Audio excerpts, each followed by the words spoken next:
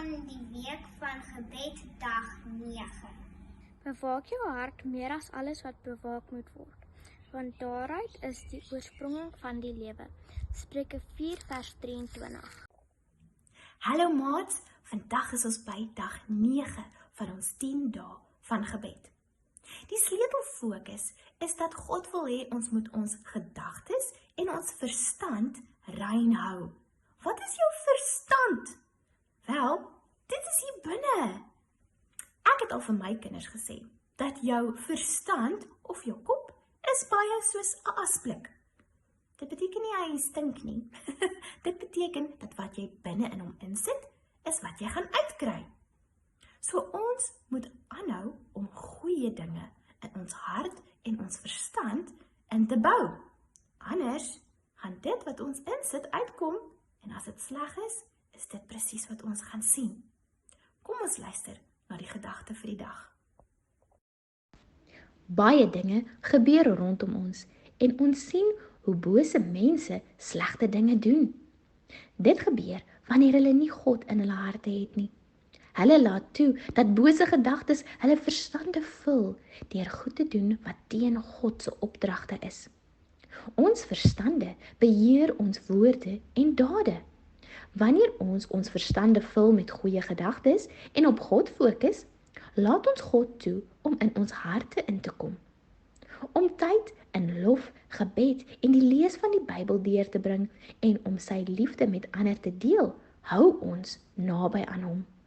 Deur liefdevolle maniere en lewenstyl kan mense God se liefde in ons sien.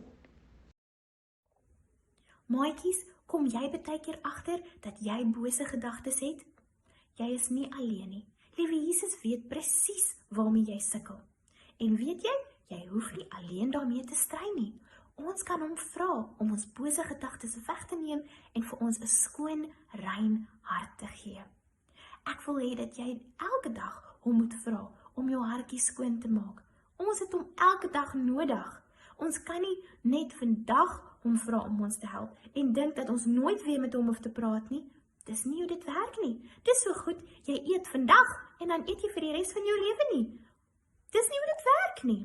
Gebed is soos ons asem wat ons inasem of kos wat ons eet. Ons het dit elke dag nodig. Hallo maatjies, die liedjie wat ons gaan sing, so daar is soek allereer. Soek alleeers die koninkryk van God, soek na die wil van die Heer.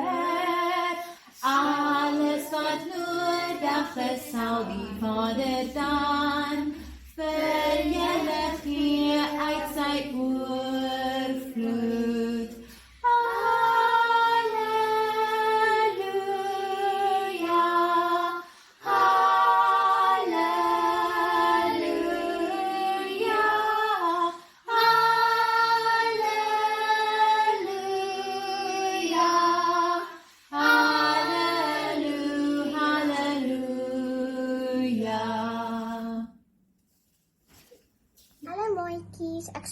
Ek is bly julle het nou 'n lekker storie geluister.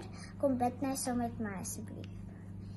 Liewe Jesus, ons hemelse Vader, vergewe my omdat ek bose gedagtes het. Help my om aan die regte dinge te dink. Kom bly asseblief in my hart en help my en beskerm my van slegte dinge. In U naam, amen.